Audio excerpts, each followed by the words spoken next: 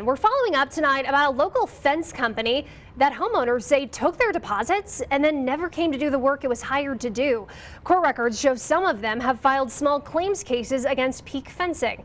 News 5's Liv Wood has a new issue linked to the company and the changes the business owner made after bringing it to his attention. Since our story first aired, I've received many emails about Peak Fencing from viewers, another business owner, more homeowners, and the owner of Peak Fencing himself. And then I was just like, you gotta be kidding me.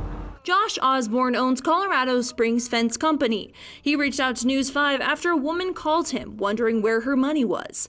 The problem is, he had never worked with this woman.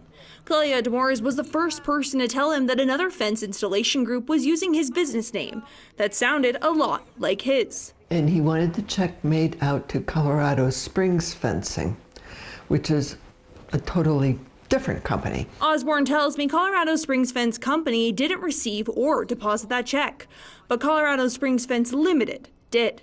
And then I'm getting calls from a bank, let me know that their customer was contesting a check that they had written to me as fraudulent, and I have to explain to them, no, they didn't write it to me. They wrote it to a different Colorado Springs Fence.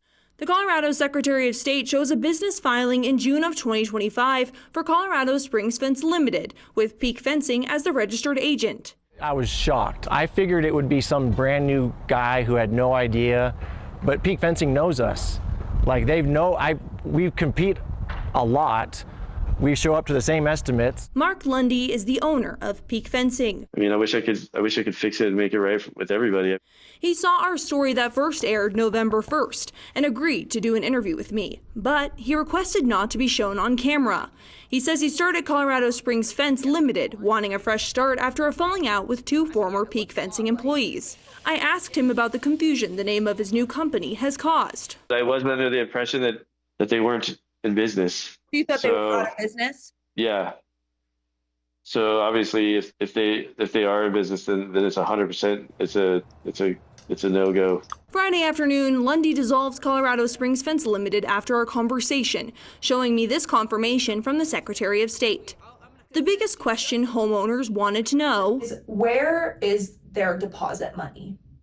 It was used up trying to still run the company, and some of it went towards trying to pay down the supplier so we could order material or different things like that. It really wasn't used for anything else. Lundy says he hopes to set up a payment plan with those homeowners. I'm determined to try to pay them back. He says he isn't taking any more estimates, but when I checked the company website, the option to make an appointment was still there.